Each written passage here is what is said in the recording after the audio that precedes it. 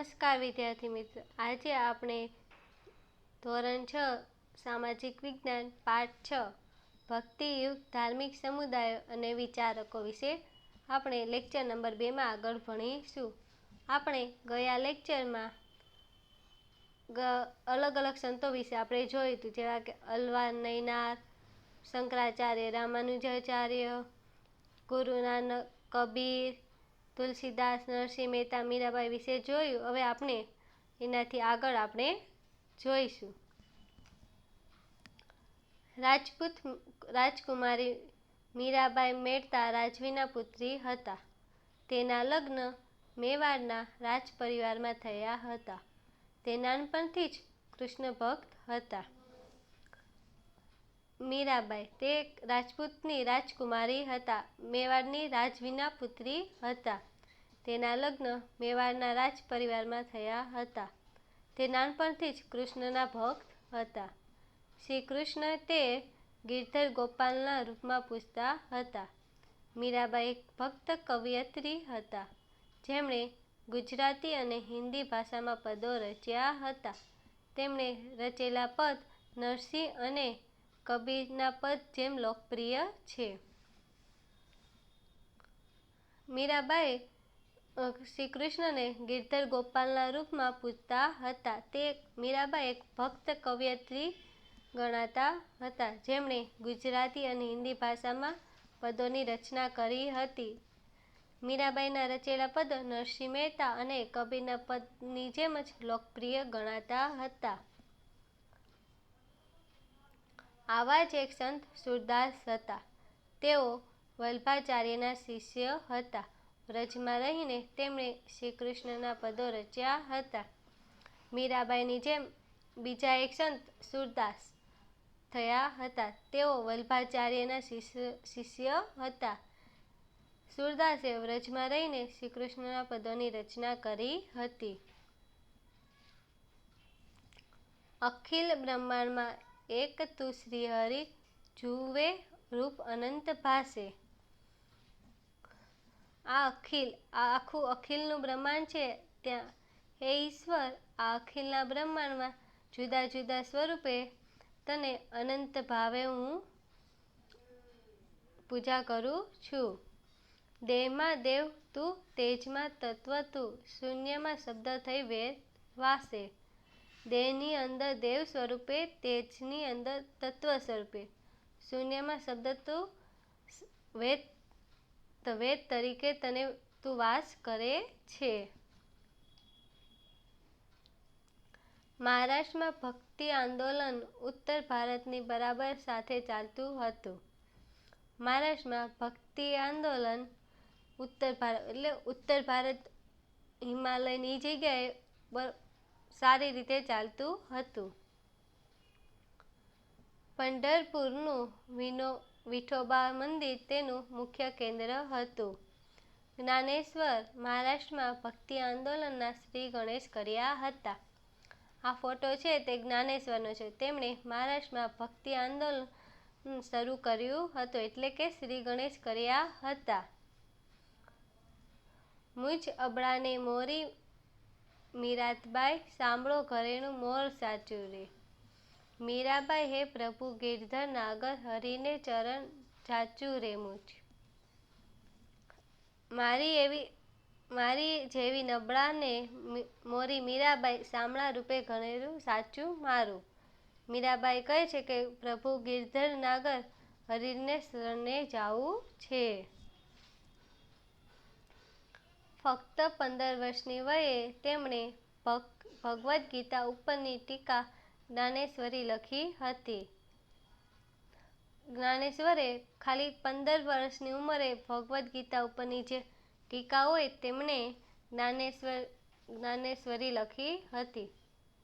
નામદેવ યુવાનીમાં અધર્મ માર્ગે હતા, પરંતુ સાચી વાત સમજતા તેઓ ધર્મના માર્ગે વળ્યા હતા અને એક મહાન સંત ગણાયા। નામદેવ એક સંત છે। તેઓ યુવાનીમાં એટલે જ્યારે જુવાન હતા ત્યારે તેઓ અધર્મના માર્ગે ચાલતા હતા, પરંતુ તેમણે સાચી વાત સમજતા તેઓ પાછા ધર્મના માર્ગે વળી પાછા વળ્યા હતા અને મહારાષ્ટ્રના એક મહાન સંત તરીકે ગણાયા છે. એકનાથ પણ મહારાષ્ટ્રના મહાન સંત હતા. તેઓ ઊંચ નીચના અને નાતજાતના ભેદભાવનો વિરોધ કરતા. એકનાથ પણ એક મહારાષ્ટ્રના મહાન સંત તરીકે ઓળખાય છે અને તેઓ ઊંચ નીચ અને નાતજાત એટલે કે જેઓ આમ ગરીબ અને અમીર વચ્ચે અને જે જાતિમાં ભેદભાવ કરે તેનો વિરોધ કરતા હતા. તેઓ સૌને સમાન માનતા. તુકારામ મહારાષ્ટ્રના સંત કવિ હતા. તેમને રચેલા અભંગો ખૂબ જ જાણીતા છે. તુકારામ પણ મહારાષ્ટ્રના સંત કવિ હતા અને તેણે રચેલા અભંગો પણ ખૂબ જ જાણીતા છે. સમર્થ ગુરુ રામદાસ શિવાજીના ગુરુ હતા. એમણે આધ્યાત્મિક અને સાંસારિક જીવનને જોડવાનો પ્રયાસ કર્યો હતો. લોકોને ઉપદેશ આપવા તેમણે દાસબોધ નામના ગ્રંથની રચના કરી હતી. સમર્થ ગુરુ રામદાસ શિવાજીના ગુરુ હતા. એમણે આધ્યાત્મિક અને સાંસારિક જીવનને જોડવાનો પ્રયાસ કર્યો અને લોકોને ઉપદેશ આપવા તેમણે દાસબોધ નામના ગ્રંથની રચના પણ કરી હતી. આટલું જાણો મધ્યકાલીન સંતોનો સમયકાળ. ગુરુનાનક. મધ્યકાલીન સમય હતો, પ્રાચીન, અર્વાચીન એવી રીતે મધ્યકાલીન સંતોનો સમયગાળો. ગુરુનાનકનો જન્મ ઈસવીસન 1469, મૃત્યુ ઈસવીસન 1539. તુલસીદાસનો જન્મ ઈસવીસન 1532, મૃત્યુ ઈસવીસન 1623. મીરાબાઈ જન્મ ઈસવીસન 1448, મૃત્યુ ઈસવીસન 1546. સુરદાસ જન્મ ઈસવીસન 1883, મૃત્યુ ઈસવીસન 1563. રૈદાસ જન્મ ઈસવીસન 1450, મૃત્યુ ઈસવીસન 1520. જ્ઞાનેશ્વર જન્મ ઈસવીસન 1276, મૃત્યુ ઈસવીસન 1296. નામદેવ જન્મ ઈસવીસન 1270, મૃત્યુ ઈસવીસન 1350. એકનાથ જન્મ ઈસવીસન 1533, મૃત્યુ ઈસવીસન 1599. તુકારામ ઈસવીસન 1608, મૃત્યુ ઈસવીસન 1650. આ સમયગાળામાં આ બધા જે સંતો છે તેમણે તેમની રચનાઓ કરી હતી. સૂફી આંદોલન. સૂફી એક પ્રકારનું ગીત છે. તેનું આંદોલન. મધ્યકાળમાં ભારતમાં થયેલા ધાર્મિક આંદોલનમાં સૂફી ચળવળનો પણ સમાવેશ થાય છે. મધ્યકાળ એટલે જે મધ્યકાળ હતો તેમાં ભારતમાં ધાર્મિક આંદોલનમાં સૂફી ચળવળનો પણ સમાવેશ થાય છે. આ ધાર્મિક સામાજિક આંદોલન હિન્દુ મુસ્લિમ સમન્વયને જન્મ આપ્યો. આમ પણ પ્રાચીન કાળથી જ ભારત વિભિન્ન સંસ્કૃતિઓનું મિલન સ્થળ રહ્યું છે.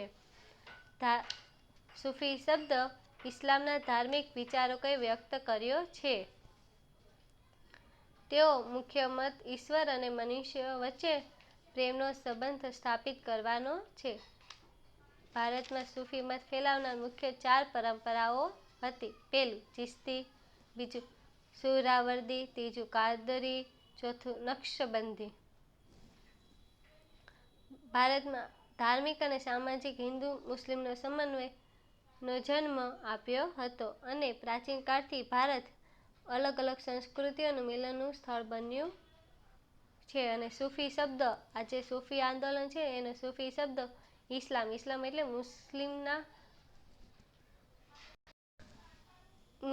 મુસ્લિમના ધાર્મિક વિચારકોએ સૂફી શબ્દ આપ્યો છે. તેઓના મત મુજબ ઈશ્વર અને મનુષ્ય વચ્ચે પ્રેમ એટલે ઈશ્વર અને મનુષ્ય વચ્ચે લાગણીનો સંબંધ કરવાનો હતો. અને ભારતમાં સૂફી મત ફેલાવનાર 4 પરંપરાઓ છે: ચિશ્તી, સુહરાવર્દી, કાદરી અને નક્શબંધી. સૂફી આંદોલનમાં ચિશ્તી અને સુહરાવર્દી પરંપરા ખૂબ જ લોકપ્રિય બની હતી. બગદાદના શિયાબુદ્દીન સુહરાવર્દીએ સુહરાવર્દીની પરંપરાની સ્થાપના કરી હતી. અજમેરમાં મોઇનુદ્દીન ચિશ્તીએ ચિશ્તી પરંપરાની સ્થાપના કરી હતી, જે આજે પણ કોમી એકતાનું એક ઉત્તમ ઉદાહરણ છે. સૂફી આંદોલનમાં ચિશ્તી અને સુહરાવર્દીની પરંપરા ખૂબ જ લોકપ્રિય બની હતી. બગદાદના શિયાબુદ્દીન સુહરાવર્દીએ સુહરાવર્દીની પરંપરા શરૂ કરી હતી અને અજમેરમાં મોઇનુદ્દીન ચિશ્તી એ ચિશ્તીની પરંપરાની સ્થાપના કરી હતી, જે આજે પણ કોમી એકતા એટલે કે એકતા રાખવાનું એક સારું ઉદાહરણ ગણવામાં આવ્યું છે. તેમના મૃત્યુ બાદ તેઓ એક સૂફી સંત તરીકે બહુ જ ખ્યાતિ પામ્યા હતા. મોઇનુદ્દીન ચિશ્તી સિવાય કુતુબુદ્દીન બખ્તિયાર, બાબા ફરુદીદ્દીન ગજ-એ-શંકર, નિઝામુદ્દીન ઔલિયા, ખ્વાજા બકી બિલ્લા અને શેખ અહમદ સરહિંદી મુખ્ય હતા. દક્ષિણ ભારતમાં શેખ બુરહાદીન ગરીબ લોકપ્રિય ચિશ્તી સંત હતા.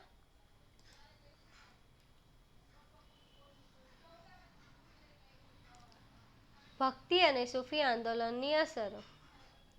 ભક્તિ અને સૂફી આંદોલનના સંતો, આચાર્યો, વિચારકો, ચિશ્તી સંતો વગેરે ઉપદેશથી સમાજના બહારના આડંબરો, ઊંચ નીચના ભેદ, વહેમો, અંધશ્રદ્ધા અને અનેક કુરિવાજો ઉપર અસર થઈ. ભક્તિ અને સૂફી આંદોલનની અસર. સંતો, આચાર્યો, વિચારકો, ચિશ્તી સંતો વગેરે ઉપદેશ આપતા સમાજના બહારના જે લોકો હતા તેને ઊંચ નીચના ભેદભાવો, વહેમો, અંધશ્રદ્ધાઓ અને અનેક કુરિવાજો રાખતા હતા, તેમના ઉપર ખૂબ જ સારી અસર થઈ હતી. ધર્મનો સાચો અર્થ સામાન્ય માણસ સમજી શક્યો ન હતો, તે હવે સમજવા લાગ્યો. જે ધર્મનો સાચો અર્થ હતો તે સામાન્ય માણસ સમજી શકતા ન હતા, તે આ જે સંતો છે તેમણે સંતો, આચાર્યો, વિચારકો તેમણે સમજાવ્યા, ઉપદેશ આપ્યા, તેનાથી હવે માણસ સમજવા લાગ્યો હતો. ઈશ્વર સર્વેનો છે અને આપણે તેને મેળવી શકીશું એવી શ્રદ્ધા લોકોમાં પ્રસરાઈ હતી.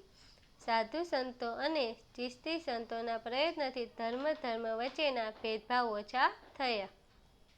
બધા માણસો જે હતા એને માન્યું કે ઈશ્વર બધાનો છે અને બધા આપણે તેને મેળવી શકીશું અને લોકોમાં શ્રદ્ધા જાગી ઉઠી હતી.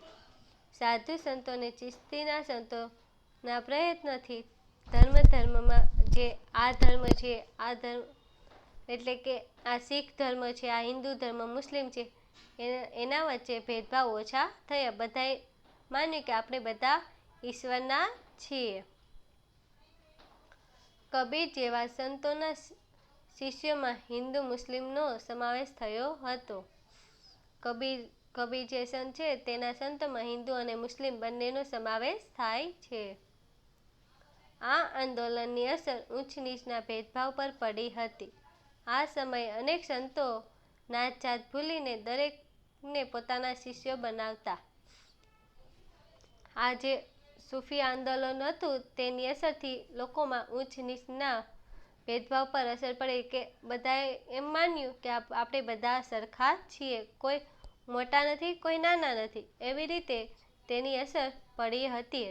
અને અનેક સંતોએ બધા નાત જાત ભૂલીને દરેક માણસને પોતાના શિષ્યો બનાવ્યા હતા. મીરાબાઈ, રૈદાસ, રસખાન વગેરે તેના ઉત્તમ ઉદાહરણ છે. ગ્વાલિયરના સૈયદ મુહમ્મદ ચોસ વિંધ્યાચળના એકાંત સ્થાનોમાં હિન્દુ સંતો સાથે વર્ષો સુધી રહ્યા હતા. ગ્વાલિયરના સૈયદ મુહમ્મદ ચોસ એ જે મુસ્લિમ છે તેઓ એકાંતના સ્થાનમાં હિન્દુ સંતો સાથે વર્ષો સુધી રહ્યા હતા. મુસ્લિમ રહસ્યવાદી વિચારધારામાં સંખ્યાબંધ હિન્દુ રહસ્યવાદી ક્રિયાઓ અને પ્રાર્થનાઓની ઉમેરાઈ હતી. સૂફીઓએ હિન્દુઓની કેટલીક ધાર્મિક ક્રિયા વિધિઓ અપનાવી હતી. ઉદાહરણ રૂપે સૂફીવાદમાં દાખલ થનાર શિરમુંડન, જનબિન, ભિક્ષાપાત્ર રાખવું, મુલાકાતીઓને પાણી ધરવું, સંગીતના મુશાયરા યોજવા વગેરે. જે મુસ્લિમ સૂફી છે તે મુસ્લિમ લોકોએ રાખી હતી. તે લોકોએ હિન્દુની કેટલીક ધાર્મિક ક્રિયાઓની વિધિ પણ અપનાવી હતી, જેમાં કે શિરમુંડન એટલે વાળ કપાવવા, જન એટલે ભિક્ષાપાત્ર રાખવું, મુલાકાતીઓને પાણી આપવું, સંગીતનું આયોજન કરવું વગેરે જેવું. આમ ભક્તિ અને સૂફી આંદોલને સમાજની કાયાપલટ કરી. હિન્દુ અને મુસ્લિમ સમાજે એક કરવાની વાત કરી. દરેક સંતે સમભાવ, સદાચાર અને ભાઈચારાની વાત કરી. આમ પણ ભારત દેશ અનેક સંસ્કૃતિઓ અને ધર્મોનું આશ્રય સ્થાન રહ્યો છે, જેમાં મધ્યકાલીન સંતોએ પોતાના સરળ ઉપદેશથી પ્રાણ પૂર્યા હતા. ભક્તિ અને સૂફી આંદોલનથી સમાજની કાયાપલટ એટલે કે હિન્દુ મુસ્લિમ સમાજ બંને એક રહેવાની વાત કરી હતી. અને દરેક સંતોએ સમભાવ એટલે બધાને સરખો ભાવ, સદાચાર, ભાઈચારા એટલે સાથે રહેવાની વાત પણ કરી હતી. એમાંય આપણો ભારત દેશ અલગ અલગ સંસ્કૃતિ અને ધર્મને સ્થાન આપ્યું છે, જેમાં મધ્યકાલીન સંતોએ પોતાના સરળ ઉપદેશથી પ્રાણ પૂર્યા છે.